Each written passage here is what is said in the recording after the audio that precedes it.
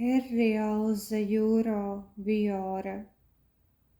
Stāsts par Zajūro un Vioru. Kāpēc mēs nesēžam augšā naktī un nedomājam par visu labo, ko esam izdarījuši? Par visu, kas mums ir izdevies. Jā, vai ne, lai mums kāds saukātu par narcisiem? Mums jau nav tas visiem jāstāsta, Zajūro teica, atklausdams garos melnos matus no sejas. Viora nopūtās un paskatījās pa kafejnīcas logu, kur cilvēki mēģināja izbrist tikko sasniegušo sniegu. Uz koku zariem tas izties tīrs un gluži brīnumains, bet sabridāts pārvērties pelēkā sāls putrā, tas jau bija kaut kas cits. Viņai īsti nebija ko teikt. Labi bija, bet Zajūro droši vien jau to zināja. Viņš turpināja. Mēs varētu arī neiepīt tajā visā sevi tik dziļi, domāt par visu, ko citi mūsu labā darījuši, nevis kā viņi mums bērnībā bāzuši čūskas aiz krekla. Tev kāds tā darīja? Jā, bet tas nav svarīgi. Gan jau ir, ja tu to piemini, bet ja mēs par čūskām, tad tieši tāpēc arī mēs pievēršam uzmanību sliktajam, potenciāli bīstamajam. Tu taču zini to teoriju. Mums šeit Latvijā, kuriem daudz maz dzīvē paveicies, ir maz kaut kā tāda, no kā visu laiku būtu jāuzmanās vai fiziski jācīnās. Smadzenes tomēr meklē kaut kādu alu laulu vai zobenzobu tīģeri vai neandertālieti ar cirvi vai ko, čūsku. Man tās patīk. Odziese vai skreklu, protams, negribētu, bet zelkti arī ne, viņi taisa smaku un izliekas sprāguši. Viora atkal skatījās ārā pa logu. Bet šoreiz bez kādām sniegotām pārdomām. Ko viņa vispār mūdēja? To varēja pateikt vienā elegantā teikumā, bet to viņa droši vien izdomās, kad pa nakti sēdēs augšā un iztēlosies, ko būtu varējusi pateikt, lai gan tas viņai vispār nebija raksturīgi. Un ne jau tikai par šo tēmu, par visu. Tāpēc viņai labāk patika ar Zajūro sarakstīties, bija laiks kaut ko izdomāt.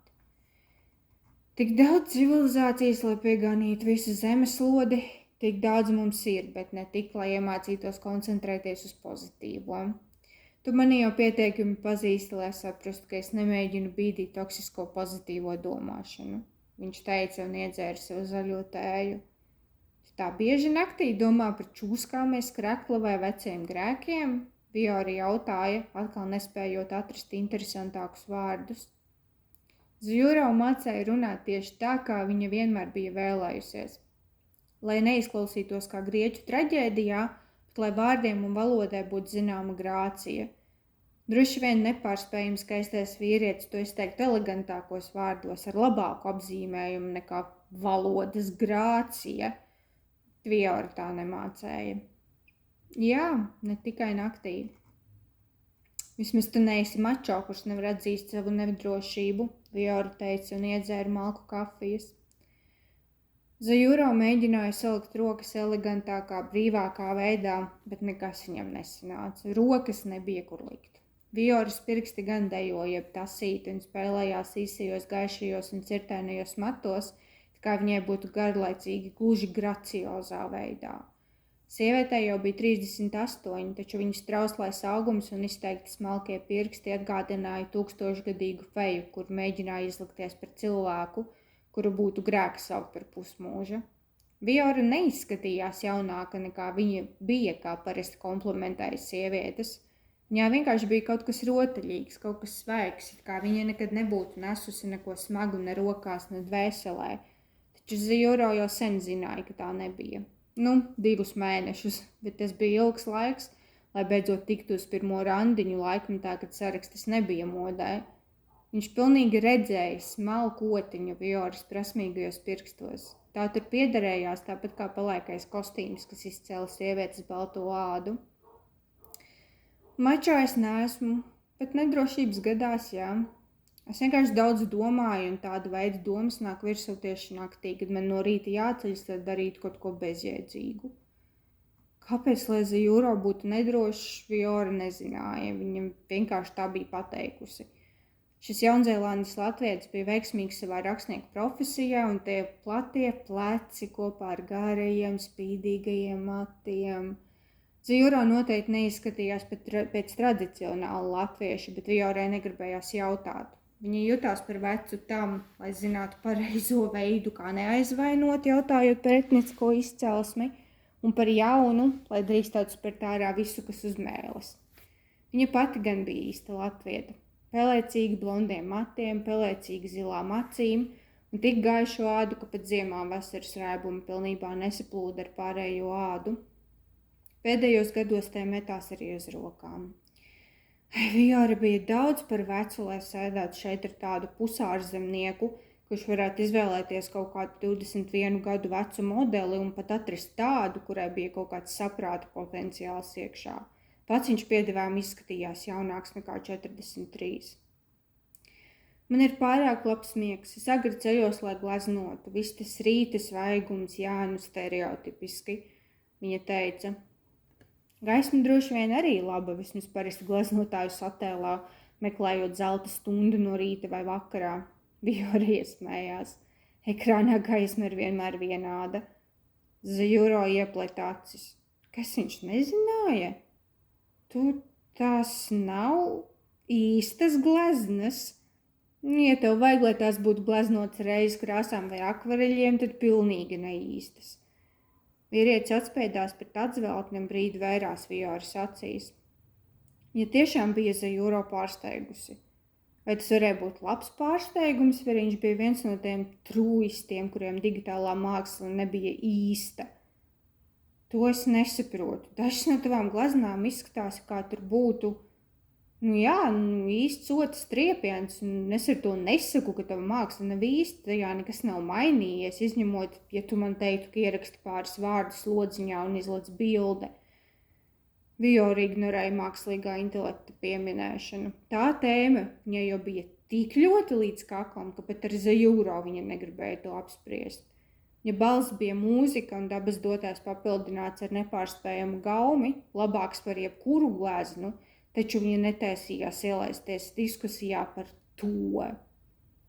Sauc jau arī par digitālajām otām, tās ir atdarināt jebkuru gleznošanas paņēmienu, var pat ieslēgt funkciju, lai katrs tāds saucamais triepiens būtu nedaudz citādāks, bet es nedomāju, ka to kāds izšķir. Tā saucamie īstie mākslas kritiķi, protams, apgalvo pretējo. Izšķir. Tas bija veiksmīgs, precīzs vārds. Tagad Zajuro skatījās ārā, kur vakara tumsā kājām gājēja kūlās pa sniega putru, bet mašīnas rāpās uz priekšu gliemeža ātrumā. Viņi tomēr randiņu nebija atcēluši, lai gan Vijora dzīvoja tālu, un Zajuro radinieki, pie kuriem viņš palika, dzīvoja pat ārpus Rīgas. Visi citi gan bija palikuši mājās, jo kafejnīca bija gandrīz tukša. Klusums ieilga, un lai gan Vijora klusumu mīlēja, pirmajā randiņā tas vēl bija neērti. Vai tu esi mēģinājis tā domāt par visu labo naktī, ko tu esi darījis, ko citi darījuši? Es noteikti neesmu, bet tur atzīt, ka senāk es mēdzu gan tā aizdomāties par to, ko būtu varējis pateikt kādam pretīm, vai kā būtu, ja es būtu darījis kaut ko citu, bet ne naktī, tad es pārāk cieši guļu un sapņoju, bet tas jau ir kaut kas cits. Vijora neatklāja, ka viņa mēdz gan sapņot par kaut ko, kas varēja notikt citādāk. Nes kāpēc gadiem ejot ariem biežāk, bet īstenībā sākot jau ar bērnību, jo redzēju sevi dažādās vietās, dažādās pasaulēs, dažādos laikos, alternatīvās realitātēs. Dažreiz viņa bija viņa, citreiz kā kāds gluži cits. Vai Zajuro arī tā nenotika, viņai bija bail jautāt, lai gan iepriekš gleznotāji jutās brīvi, bet video zvanos.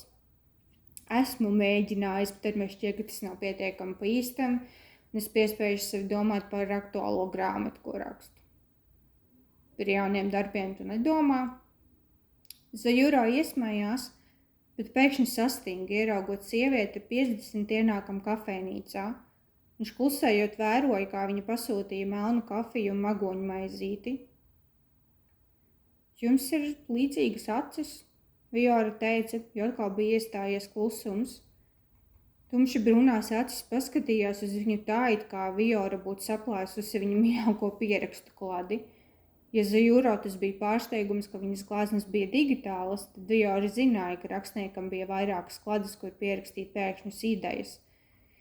Jā, viņa cerēja, ka izdosies pateikt kaut ko tādu, ko viņš gribētu pierakstīt, bet, tas jau bija pārāk stereotipiski un par daudz prasīts.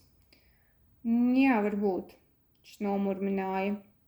Viora jau likās, ka jāsāk jauns temats, taču Zajūrā tomēr atcerējās jautājumu.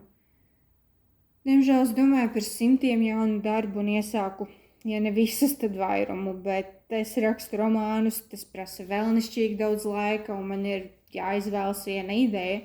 Tas ir visgrūtākais, jo pamest kaut ko, jo diezgan tālu aizrakstītu, ir kā... Zajūrā vārdi viņu pievīla. Viņš izlikās neskatāmies, taču svešā sieviete viņu satrauc. Vai viņi bija pazīstami? Sieviete nebija pievērsta uz Zajūrā nekādu uzmanību, lai gan viņa paskatījās šajā virzienā. Ja abi būtu pazīstami, viņa būtu pamanījusi, kurš varētu neatpazīt šo garmetaino nelatviski kopto vīrieti. Es nekad neesmu pametusi iesāktu darbu. Gleznas neprasa tik daudz laika, cik tavi romāni, bet pie dažām es esmu strādājis mēnešiem ilgi. Tas novērsa Zajūrā uzmanību no svešinieces, kura dzēra sev kafiju vienā mierā, pat neskatoties uz šo pusi. Nekad? Ja tas bija domāts kā treniņš, tad jā, bet jau gadiem nevienu. Vai tu spēj iztēloties visu tik precīzi, ka droši zini, ka šim projektam ir 100% potenciāls? Tev nerodas dažādas idejas, kas visas laiks tā vērts, lai tās ienestu pasaulē. Bet, protams, tomēr pēc senie eļas gleznotāji mēdz labot savus darbus, klājot krāsu kārtu kārtām. Es varu saglabāt vairākus projektu variantus, krāsot pa virsu, mainīt un izlabot 100 reižu, kamēr beidzot izkristalizējas kaut kas tāds, kas mani pašu uzrunā. Protams, pirmā nāk kaut kāda ideja, bet es bieži saprotu, ka vēlos iet citā virzienā, kad jau esmu darbam pa vidu. Fascinējoši. Es nerakstu ne uz māla plāksnītēm, ne arī drukāju uz papīra. Es varu mainīt jebkuru teikumu, rindkopu vai nodaļu, tāpat kā tu. Viss, kas jau ir uz papīra pārnestā nozīmē, man kļūst pārāk dārgs, lai es to vieglu roku mainītu. Katrs dzēsts vai izmainīts vārds mani sāpina. Tāpēc es vienmēr izvēlos izcili rūpīgi, kuru stāstu rakstīt un vienalga bieži pametu iesākto. Es tev pietiekami nemīlu, lai turpinātu, bet ne izdzēst, ne arī pašos pamatos mainīt es negribu. Tagad Zajūrā aizrunājās pārāk emocionāli, bet no otras puses, tā viņa bija runājuši, esot katrs citā pasaules malā. Tā gluži no sirds, tomēr sēžot viņam pretīm, Viora nespēja atvērties poēzijai un emocijām. Sieviete nekad nebija piedzīvojusi šādu situāciju, kad satika kādu, par kuru jau zināja visu, ko parasti runā pirmajā randiņā, taču viņa skatījās brūnījās acīs pirmo reizi. Tas izdevis 11 grāmatas.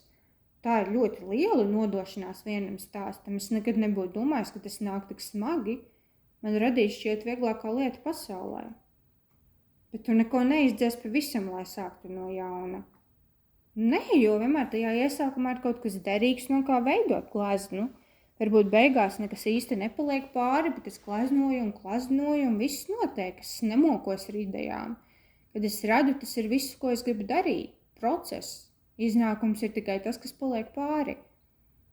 Zajūrā paskatījās Viorā un pasmaidīja. Likās, ka svešā sieviete viņu vairs nesatrauca. Tomēr Viora bija satraukusi pati sevi. Tās bija kaut kādas ekstātiskas, pārāk intensīvas runas pirmajam randiņam.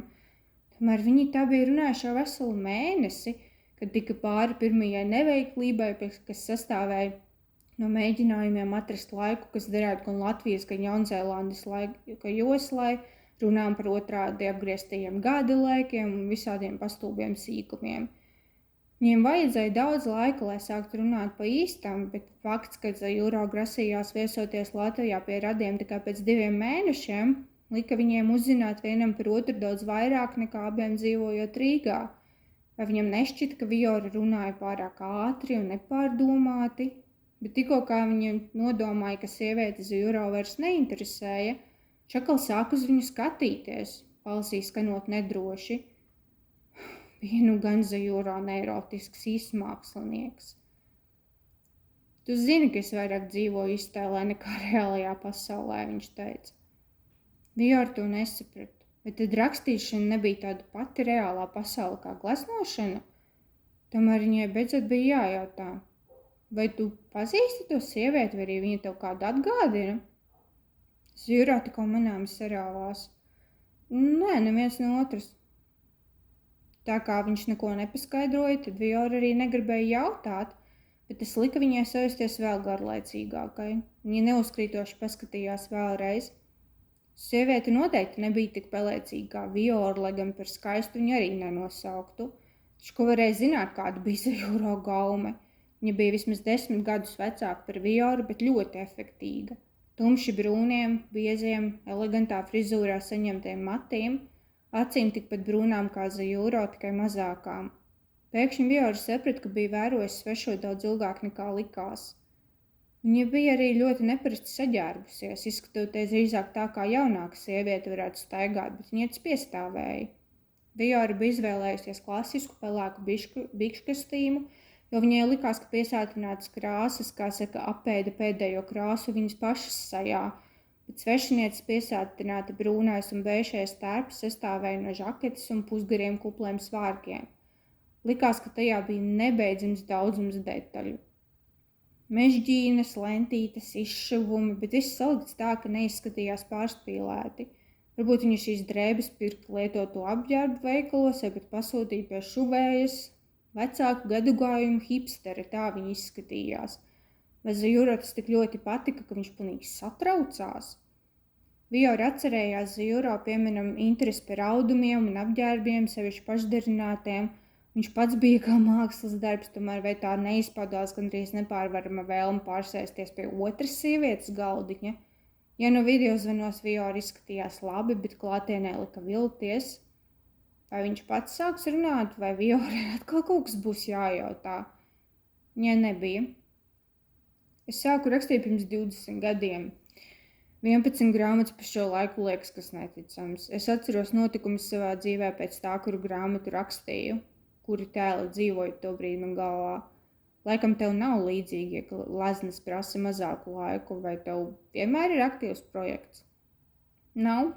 Es nekādu nesaistu gleznu ar dzīves notikumiem. Varbūt pāris reižu. Man vienmēr ir atvērti vairāki projekti. Un vienalga tu visus pabeidz? Jā. Es spēju rakstīt tikai vienu grāmatu. Pat īsi iesāktie projekti ir tikai pa vienam. Es ienīstu brīžus, kad nespēju izvēlēties, kuru vispār sākt, un kamēr vēl neesmu ticis tik tālu, lai zinātu, ka šo nepametīšu. Dažreiz vairākas nedēļas nespēju iesākt, lai gan vienmēr jūku prātā, kad nerakstu. Tas taču ir tāda iztēle, ka tu, izdomāt logu istabā, kur tāda nav, un vēl pamanītos aizlidot. Zajūro šoreiz nevis tikai sarāvās, bet gan paliecās krēslā. Acīm atkal vēršoties pret sievieti brūnajā tērpā. Viorai tas beidzot bija līdz kaklam. Viņa zināja, ka vīrietis bija jūtīga dvēseli, bet, lai kas te nenotiktu, tas vienkārši nebija pieklājīgi. Gleznotāja arī zināja, ka viņai bija jāturas pa gabalu no vīriešiem, kuri nezināja, ko gribēja, vai nebija tikuši galā ar savām bērnības traumām. Zajūrā bija skaists tādā veidā, kā pie Holivudas aktieri nespēja. Viņš bija aizraujošs un interesants, un sarakstē vienmēr atcerējās, ko Viora bija teikusi. Šobrīd viņa jutās, kā randiņā viņa būtu 3, un viens no tiem neirotisks bērns. Protams, ka viņa pārspīlēja, ļoti stipri pārspīlēja, bet gan gribējās vienkārši piecelties, izmest visas šīs 2 mēnešos sakrātās jūtas pa logu un aizbrist pa sniegu tālēs zilajās. Kas tev ir ar to sievieti? Viņa beidzot jautāja. Nekas. Nē, viņa man tomēr kādu atgādina, es tagad sapratu.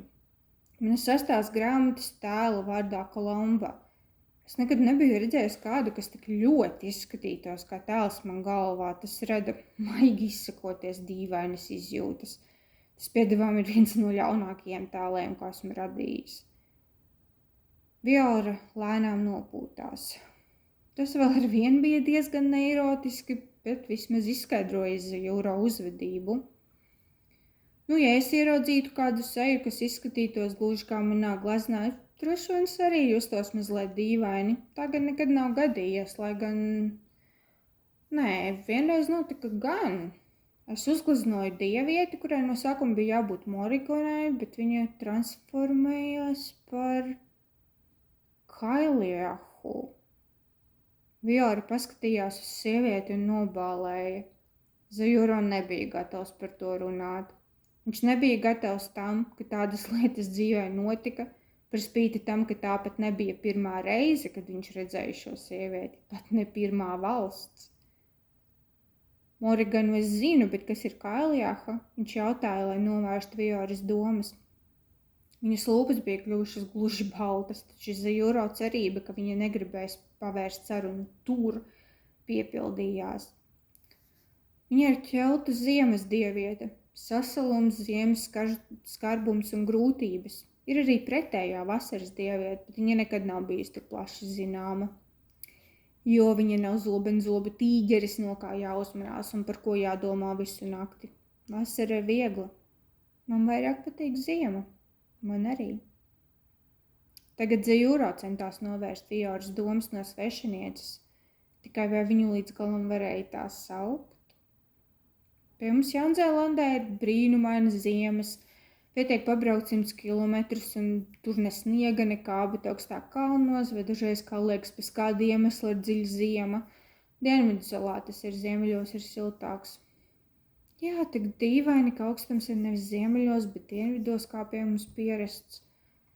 Zajuro redzēja, cik neveiklu Viora jutās runājot tādas nodrāstas muļķības. Viņš nekādi nespēja izdomāt jaunu tēmu, kamēr Kolombo vai Kailjaha, vai kā viņu sauca, tur sēdēja un ļoti lēnām ēda savu maizīti. Nevarēja taču tā vienkārši atzīt, ka notika kaut kas mistisks, varbūt pat brīnumaini mītisks. Šim vajadzēja būt normālam randiņam. Viņš pārāk ilgi bijusi to gaidījis, Lisbojā tur liekiem brīnumiem. Zajuro ievilka gaisu, lai mēģinātu glābt situācijā kaut ko gluži bezjēdzīgu, bet ļoti, ļoti normālu. Ja nu tā ir Kailjaha, viņa izskatās gluži kā manā gleznā, tikai manai bija sirmi mati. Tā tad varēja gan tā vienkārši pārkāpt šo robežu. Ja kāda bija tik brīnišķīga kā Viora, tad viņa varēja. Zajuro prātā bija radušās jau vismaz 100 dažādas iztēles, ainas un teorijas, taču Viora vienkārši radīja kaut ko jaunu viņa kopējā pasaulē. Ienes tur kaut ko tādu, kas bija un paliks joks, bet uz neilgu brīdi tas bija īstāk par nīgro baristo aiz letes. Kolomba bija vecāka sieviete, un viņa nekad nebūtu tā saģērbusies, bet jā, es domāju, ka tā tiešām ir dieviete Kailjaha. Varbūt viņa dažreiz pieņem cilvēku izskatu vai iemiesojas grāmatas tēlā. Domāju, dievi tā bieži dara? Viora jautāja, neparasti ātri atguvis līdzsvaru. Viņi abi to bija atguvuši, tik kaut kā neieristais ienāca viņu sarunā. Tādas bija viņu saraksts. Zajuro nekad nezināja, kad Viora runāja nopietni, kad radīja kādu iztēles ainu, un droši vien viņa nespēja izšķirt, kad Zajuro iztēlojās kaut ko klāķu notikums, bez izrādījies pārāk garlaicīgs. Es domāju, ka noteikti. Cilvēki taču ir tik interesanti un makoņu maizītes garšīgas. Ja gan vairāk tava gauma nekā mana. Zajuro teica, izdams siltumu krūtīs. Es dzeru baltu kafiju, Viora izstāvējās. Bet es zaļo vai pipirmētru tēju, tas ir kas cits. Viora bez stresa paskatījās uz dievietu, kuru viņi bija atklājuši. Tagad tas vairs nebija biedējoši, tur vienkārši sēdēja sieviete, kur varbūt nebija gluži cilvēks. Vai viņas vaigos tiešām bija iemeties sārtums? Dzirdēt taču viņa nevarēja, kafejnīca bija liela un skanēja mūzika. Viņa zina, ka mēs zinām, Zajuro apmierināti noteica. Tā bija taisnība. Sieviete ļoti ātri uzvelka mēteli un devās uz durvīm. Viora pasmaidīja. Tāda spēle bija tieši tas, kas vajadzīgs, lai viņa beidzot sajust, ka šis bija īstais Zajuro. Tas pats Zajuro, pret kuru viņa loloja jūtas, kādas viņas vecumā vairs nepiedēnējās, taču tas gleznotāju vairs nesatrauc. Viora varēja iedomāties, ka tik skaists vīrietis no tālas brīnumainas zemes, varbūt viņu arī drusku jau mīlēja. Kā nekā viņi bija satikuši dievieti, vai tad tā notika neveiksmīgos pirmajos randiņos. Sieviete beidzot izgāja ārā tumsā un augstumā, pazūdot acīm kā nebijusi. Atkal bija sācis snikt un gaiss bija pilns baltām biezām pārslām, kas apklāja pelēko zemi, taču Zajuro gandrīz likās, it kā viņa tomēr izgaistu pārāk ātri. Un gandrīz atkal gribas par viņu uzrakstīt, bet tā jau būs jauna ideja, man jāturas pie vecās. Bet tu varētu to iesākt. Nevaru, man jau ir projekts. Bet ja tu iztēlotos, ka vari, tik labi, ka tev beidzot arī izdotos. Manipulātore. Viora pasmaidīja sev burvīgo silto smaidu. Kā Zajūro varēja iedomāties, ka viņš neaicinās viņu līdzi? Ka labāk bija neievilkt nabaga sievieti viņa trakajā, nestabilajā pasaulē, kur viss bija iespējams, bet tik maz kas realizējās. Kā Viora varēja iedomāties, ka Zajūro interesēja kāda cita pēc tādām sarunām, kas iederētos gan divu bērnu nakšņošanā kopā, stāstot spoku stāstus, gan divu dievu sarunās par mirstīgajiem. Viņa pastēja par roku un Zajūro tos atvēra. Iztēloties kaut kādas muļķības par nabaga atklātu dievieti kafejnīcā, beidzot salauza to ledu, ko attiecību iesākums virtuālajā pasaulē bija apaudzējies ap viņu sirdīm. Divi traki mākslinieki piecēlās kājās tauriņiem vēderā un zvaigznēm acīs. Viņiem atkal bija 16 vai 16 miljoni gadu, varbūt bezgalība. Kolhonga paskrēja garām Zajūri un Vio, kuri sadevuši rokas, smējās viņai sajā. Zajūri tumši indigo un Vio sudraba sirds iemirdzējās priekā par viņu bērnu laimi. Brāļiem pat nebija ko teikt nabaga dievietei, kura pazuda viņiem no acīm, tikko kā gāra parādījās viņiem blakus, svina sirdī lejot melnās asinis pār sarkano ādu. Jūs mākat ievainot labāk nekā varētu sagaidīt no tādiem mīlulīšiem, dieviete smīkņājot teica. Kolhonga nepadosies, viņa to nemāk. Viņa vajās manu Zajūro, bet tad, ja es atcelšu spēli. Zajūri teica, smaidam pazūdot no sejas. Viņš satvēra Vijā roku stiprāk, bet gāra pietuvojās un nostājās dievam otrā pusē. Viņa skatījās, kā Zajūro palīdzēja Viorai uzvilkt mēteli, slidinot rokas pār viņas vidukli. Neaizmirst, ka Viora ir arī mana brālēna. Kā mums tas tā sanāca, es nezinu, bet tie bija traki laiki pirms pasaules radīšanas, ne? Viņa māk ne tikai radīt, bet arī sagraut. Vislabāk ilūzijas. Tāpat kā viņa glazno bez žēlstības dzēš ārā nevajadzīgo, tāpat Zajūro nespēja atteikties ne no kā, ko viņš ir iztēlojies. Tomēr jo stiprāk viņš mēģina turēties pie sapņiem, jo vairāk tie slīd viņam ārā no rokām.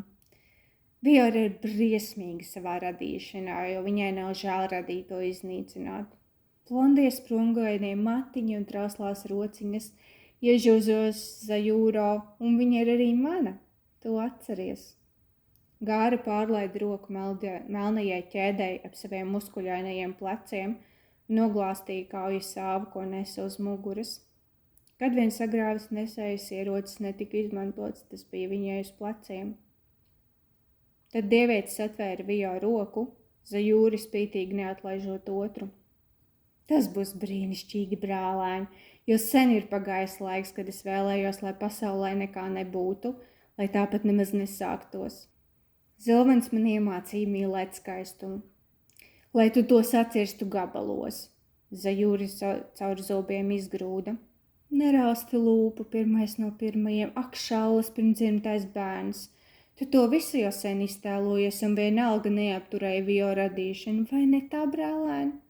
Viņi ir skaisti, Zajūra un Viora, bet ja Zajūra ir tikai iztēles bērns, Viora ir arī mana. Un es ar vislielāko prieku apskatīšu katru gleznu, ko Zajūro viņā iedvesmo. Skaistums, ak skaistums, Zilven, kā es varēju vēlēties, lai tas neienāktu pasaulē, bet jūs abi zināt, ka Viora ir mana, un viņa salauzīs Zajūro tā, ka Kolhonga beidzot tiks viņam klāt. Šis plāns ir daudz labāks par Nango padevīgo stulbumu. Kāpēc tu palīdzi Kolijas bērnam? Ja kāds no mums 7 ienīst otru ar spēku, kas sarauj gabalos veselas dimensijas, tad tik stiprs ir tikai tavs naids pret māsu Gāra, Zajūri teica, apliekot roku ap Vio vidukli. Viora un Zajūro izgāja tieši cauri visiem trim, bet uz brīdi dievi bija aizmirsuši paši savus bērnus, palika tikai mūžīgie jautājumi. Gāra pasmaidīja, atsedzot melnos silkņus, oranžajām acīm zvērojot. Kolja ir kolja, brālēni mani dārgie. Visuma pamatakmenis tāpat kā mēs visi. Nemainīga un tāpēc nevainīga. Bet Kohongam, viņai ir izvēle, kādas nav ne mums, ne mūsu tiešajiem bērniem. Kohonga varētu izvēlēties pārmaiņas, viņa varētu vērsties pie Vioras, ļauties transformācijai, kļūt par kādu citu. Viņa izvēlas vajāt Zajūro caur laikam un telpai, tāpēc, ka viņa to grib. Izvēle, vai tā nav skaista? Jūs taču gribējāt, lai es mīlētu radīšanu? Es to mīlu, Vio. Es mīlu Zilvanu visās viņa izpausmēs, jo tās visas kritīs no manas rokas. Un kas paliks pāri, to paņems Ēro.